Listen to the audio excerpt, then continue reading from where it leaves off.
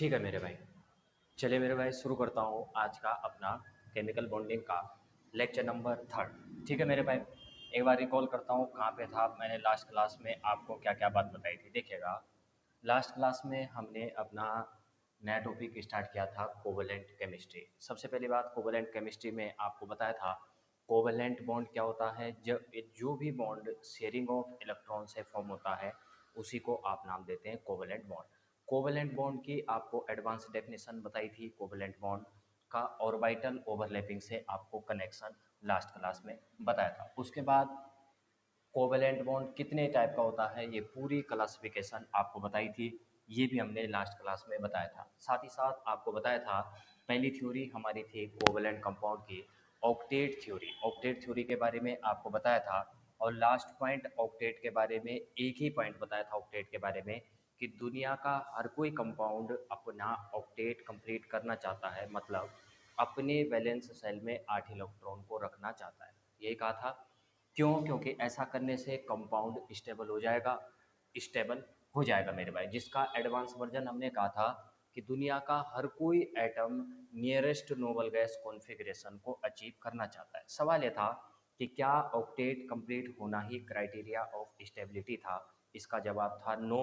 Octet complete हो जाए तो अच्छी बात है, ना भी हो तो भी अच्छी बात है, क्योंकि हमने बहुत सारे कंपाउंड ऐसे देखे थे जिनका ऑक्टेट नहीं भी कंप्लीट था, वो फिर भी स्टेबल नहीं थे। अब चलता हूँ आज की क्लास पर। हमने कहा था कि भले ही ऑक्टेट थ्योरी भले ही फेल हो गई हो, भले ही ऑक्टेट थ्योरी फेल हो गई हो, लेकिन उसने एक इम्पोर्टेंट बात हमें बताई कि ऑक्टेट में क्लासिफिकेशन किस तरीके से कंपाउंड का किया जाएगा।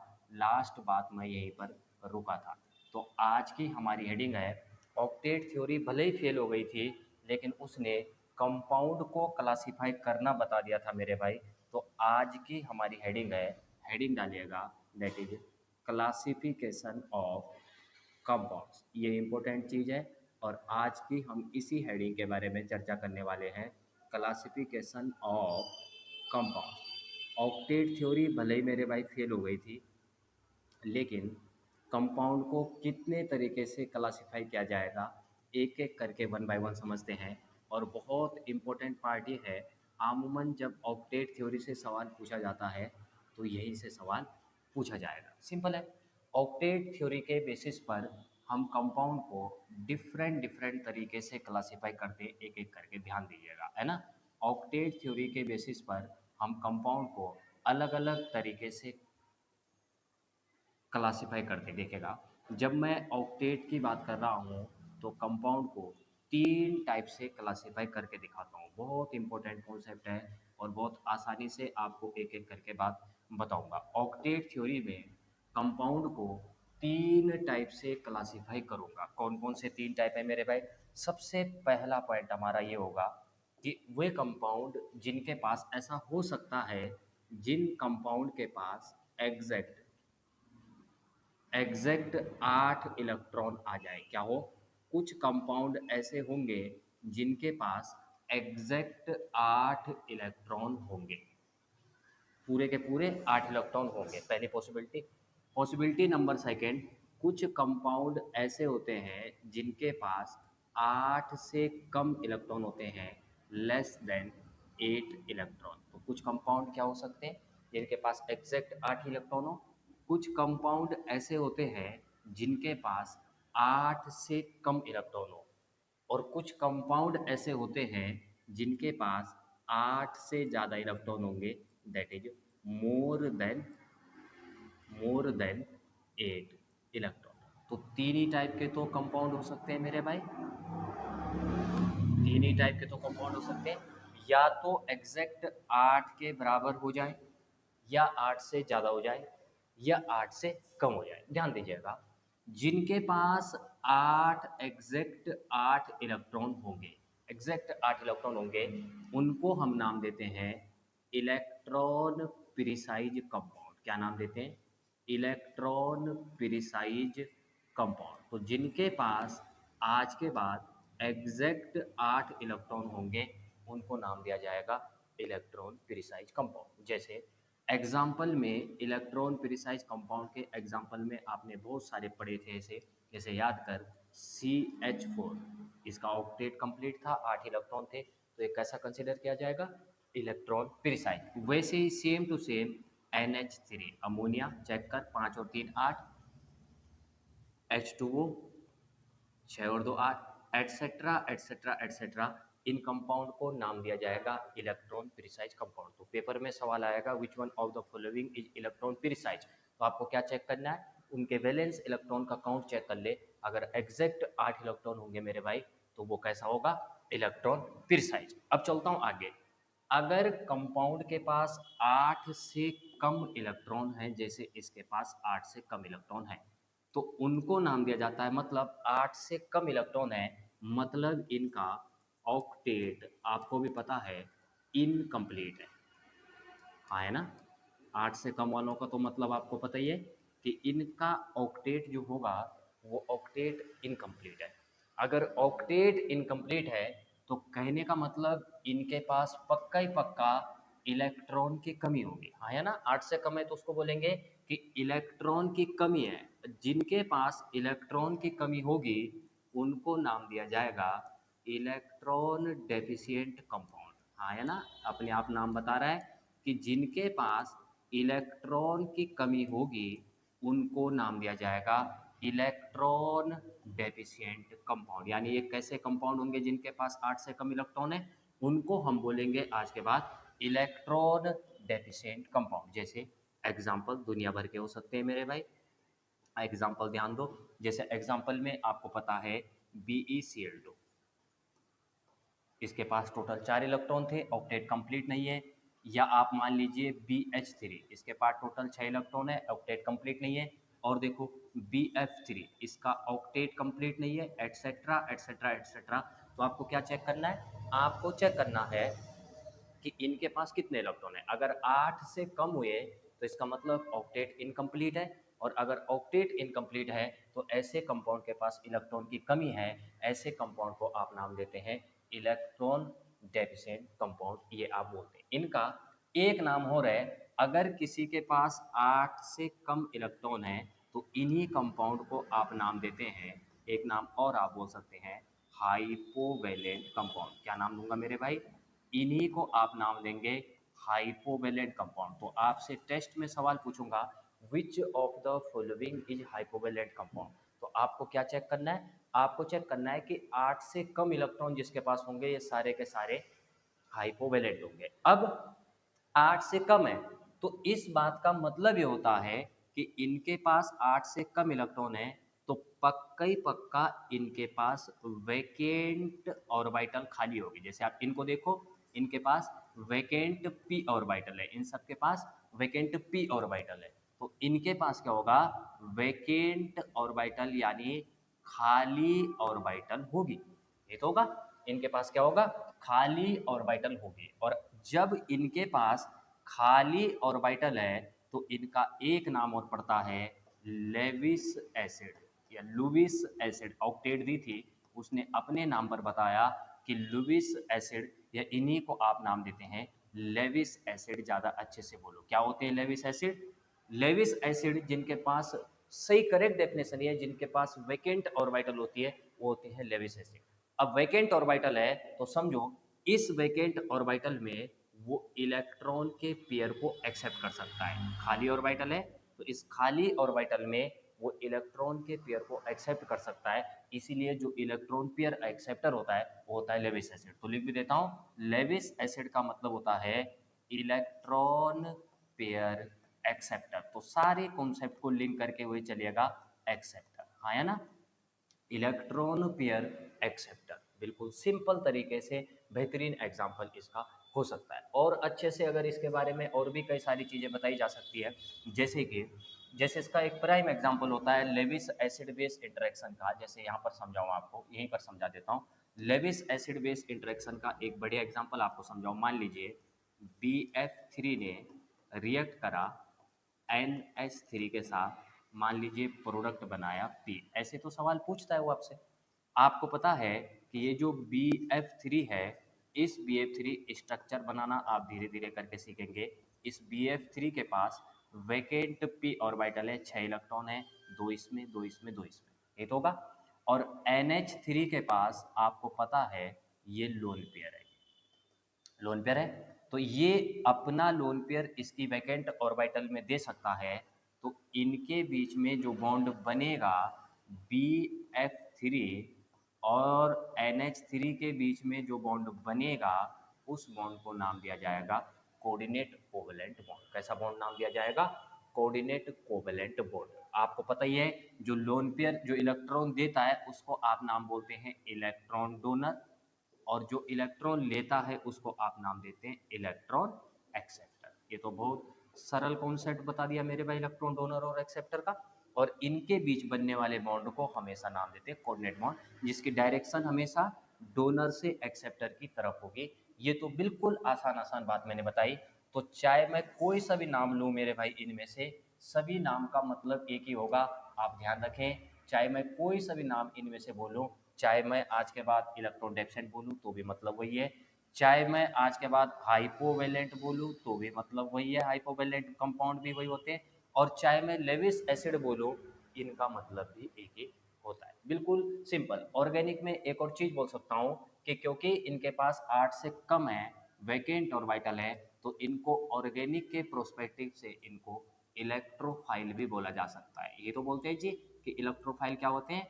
जिनके पास वैकेंट ऑर्बिटल होती है, जो इलेक्ट्रॉन पेयर को एक्सेप्ट कर सकता है, उनको आप इलेक्ट्रोफाइल भी बोलते हैं। तो कोई सा भी नाम बोले मास्टर्स लोग गया तो आप इजीली उन नामों को बारे में बता सकते हैं। ये तो बिल्कुल सिंपल हुआ। कोई दिक्कत परेशानी यहाँ तक हो नहीं सकती है। तो अगर एग्जैक्ट 8 से कम इलेक्ट्रॉन हुए तो इलेक्ट्रॉन डेफिसिट। अब चलता हूँ आगे। अगर किसी के पास 8 से ज़्यादा इलेक्ट्रॉन है, अगर किसी के पास 8 से ज़्यादा इलेक्ट्रॉन है, मतलब इनका ऑक्टेट से ज़्यादा इलेक्ट्रॉन है, तो मैं बोलता हूँ ऐसे कंपाउंड का बाद इनका एक्सपेंडेड ऑक्टेट होगा। यही तो मतलब हुआ, यही तो मतलब हुआ। इनके पास क्या होंगे? एक्सपेंडेड ऑक्टेट है, ऑक्टेट से ज़्यादा हो गए जी। अब समझो, जिनके पास 8 से ज़्यादा इलेक्ट्रॉन है, मतलब उनके पास खूब सारे इलेक्ट्रॉन है, इलेक्ट्रॉन की कमी नहीं है, तो ऐसे कंपाउंड को आप नाम देंगे इलेक्ट्रॉन रिच कंपाउंड। क्या नाम देंगे मेरे भाई? ऐसे कंपाउंड को आप नाम देंगे इलेक्ट्रॉन रिच कंपाउंड। क्या नाम देंगे? Electron rich compound. तो आज के बाद क्या होगा? इलेक्ट्रॉन रिच कंपाउंड वे होंगे जिनके पास 8 से ज़्यादा इलेक्ट्रॉन होंगे। जैसे एग्जाम्पल के तौर पे याद कर मेरे भाई, इलेक्ट्रॉन रिच के एग्जाम्पल जरा याद कर। मान लीजिए मैं आपसे लिखूं PCl5, टोटल 10 इलेक्ट्रॉन है। SF6 याद कर, 6 और 6 12, 12 इलेक्ट्रॉन है। HCF2 टोटल 8 और 2 10 इलेक्ट्रॉन है, एटसेट्रा एटसेट्रा एटसेट्रा। दुनिया भर के कंपाउंड आपसे पूछे जा सकते हैं। तो आपसे पूछा जाएगा क्या होंगे ये, क्योंकि ये इलेक्ट्रॉन रिच है तो इनका एक नाम और पड़ता है। इन कंपाउंड को ही आप नाम देते हैं हाइपर वैलेंट कंपाउंड। क्या नाम दूंगा मेरे भाई? Hyper valent compound. ध्यान रखें, ये क्या हो सकता है? Hyper valent compound. बिल्कुल सिंपल बात, ये होंगे हाइपर वैलेंट कंपाउंड भी इनको बोला जा सकता है। सिंपल है, कोई दिक्कत परेशानी हो नहीं सकती। अब ध्यान समझो, मान लीजिए कंपाउंड है, अगर PCl5 को छोड़ दें तो SF6, अगर मान लीजिए इनके पास लोन पेयर भी आ जाएगा, इलेक्ट्रॉन ज़्यादा है इनके पास, तो सारी ऑर्बिटल भरी हुई होंगी। अगर इनके पास लोन पेयर है तो इन कंपाउंड को हम लेविस बेस भी बोल सकते हैं। क्या बोल सकते हैं? ऑक्टेट अगर कंप्लीट हो और उसके पास लोन पेयर भी हो तो ऐसे कंपाउंड को आप लेविस बेस भी बोला जा सकता है। तो बिल्कुल सिंपल तरीके से आसान भाषा में पहला पॉइंट आपको बताया कंपाउंड की क्लासिफिकेशन, जिससे आपके पेपर में सवाल पूछा जाएगा। तो अगर एग्जैक्ट 8 इलेक्ट्रॉन है तो इलेक्ट्रॉन प्रिसाइज, अगर 8 से कम है तो इलेक्ट्रॉन डेफिशिएंट बोलूँ, हाइपोवैलेंट बोलूँ, या फिर लेविस एसिड बोलूँ, या इलेक्ट्रोफाइल बोलूँ, बात एक ही है। अगर 8 से ज़्यादा है तो इसका मतलब उनके पास क्या होगा? इलेक्ट्रॉन रिच होंगे। इलेक्ट्रॉन रिच के बाद एक्सपेंडेड ऑक्टेट होगा, हाइपर वैलेंट होगा, और लेविस एसिड, लेविस बेस बोला जाएगा। उल्टा लिख दिया, लेविस बेस बोला जाएगा मेरे भाई, है ना। एसिड तो ये हो गए, तो ये क्या हो गए? ये हो गए लेविस बेस। और ऑर्गेनिक के टर्म में इन्हें ही हम कुछ टाइम बाद बोलेंगे न्यूक्लियोफाइल, जिनके पास लोन पेयर होता है। ऑर्गेनिक में उन्हें नाम देते हैं न्यूक्लियोफाइल। सिंपल है, क्या नाम देते हैं मेरे भाई? न्यूक्लियोफाइल। तो कितना आसान और बेहतरीन कॉन्सेप्ट था।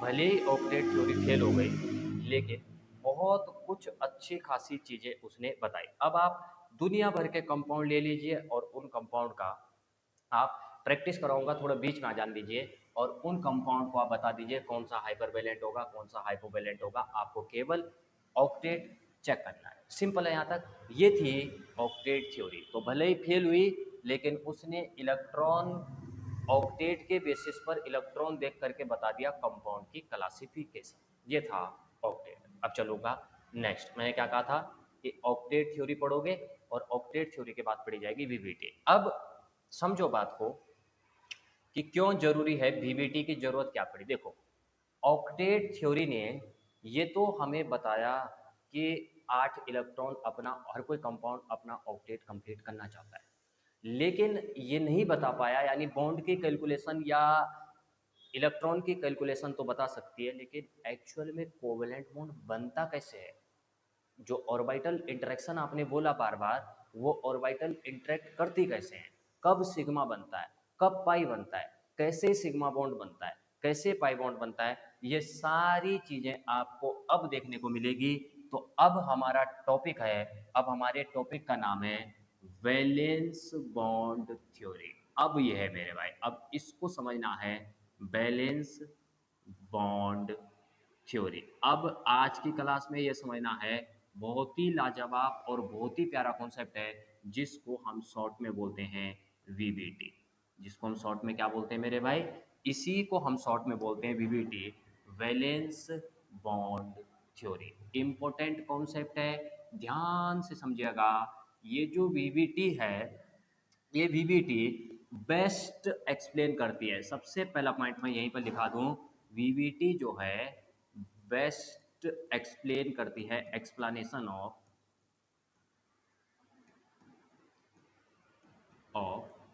Formation of covalent bond. बना कैसे है ना, ऑर्बिटल इंटरेक्ट कैसे करती है, फॉर्मेशन ऑफ कोवेलेंट बॉन्ड। तो कोवेलेंट बॉन्ड को सबसे बेस्ट एक्सप्लेन अगर कोई थ्योरी करती है, तो वो थ्योरी है वीवीटी। कि बना कैसे, जो आप ऑर्बिटल की इंटरेक्शन बार बार बोल रहे हैं, वो ऑर्बिटल इंटरेक्ट करती कैसे। अब यहाँ पर ध्यान दो, ये जो थ्योरी थी, पहले एक आध पॉइंट आपको बताना चाहता हूँ, फिर मैं एक एक करके शुरू करूंगा। कि ये जो थ्योरी थी, उधर ही रख दे भाई, टेबल पे रख दे उधर ही, ये ले जाओ इसको। इस थ्योरी को जो दिया था, पहले ये समझते हैं ना, बेसिक थोड़ा थोड़ा समझना है, ज़्यादा कुछ नहीं।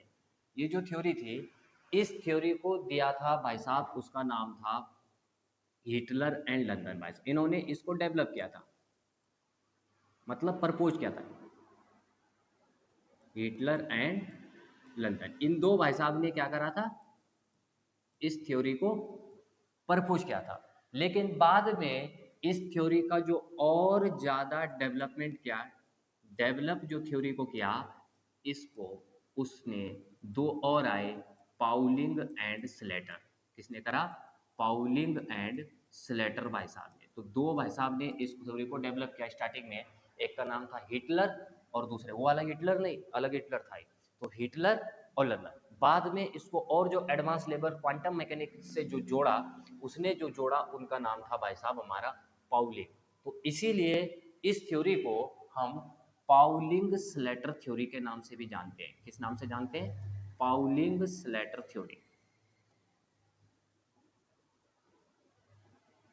पाउलिंग स्लेटर थ्योरी के नाम से भी जानते हैं। बिल्कुल सिंपल सिंपल बात आपको बताई कि क्या क्या इस थ्योरी के बारे में, नॉर्मल बात है, कोई दिक्कत परेशानी आता तो किसने दी थी, और फॉर्मेशन ऑफ बॉन्ड को एक्सप्लेन कर दिया। अब ध्यान समझो, यानी कि इस थ्योरी में हम ये समझेंगे, बेसिक बात समझिएगा कि ऑर्बिटल इंटरेक्ट कैसे करती है, कोवेलेंट बॉन्ड कैसे बनता है, इसको गहराई से समझिएगा। ऑर्बिटल इंटरेक्शन, यही पूरा बेसिक है ऑर्गेनिक केमिस्ट्री का, वहीं पर आप मात खाते हैं। आप अगर एक बार ऑर्बिटल देखना सीख गए ना कि कौन सा बॉन्ड कौन से ऑर्बिटल से मिलकर के बना हुआ, तो आधा से ज़्यादा प्रॉब्लम तो वहीं पे सॉल्व हो जाती है ना। तो बिल्कुल बेसिक से शुरू करता हूँ। अब आपको पता है कोई भी थ्योरी है तो उस थ्योरी के पक्का कुछ ना कुछ पोस्टुलेट जरूर होंगे। अगर कोई थ्योरी है तो उस थ्योरी के पक्का कुछ ना कुछ पोस्टुलेट्स होंगे, है ना। यानी बात होगी, कुछ ना कुछ पक्का कुछ ना कुछ बात होगी, और उन्हीं बातों को आपको एक एक करके समझना है। क्या क्या समझना है, जरा ध्यान से देखो। क्या क्या समझना है, कैसे बनता है covalent bond, formation of covalent bond, क्या समझना है हमको। हमको मेनली पहले इसमें समझो कि कोवेलेंट बॉन्ड का फॉर्मेशन होता कैसा है।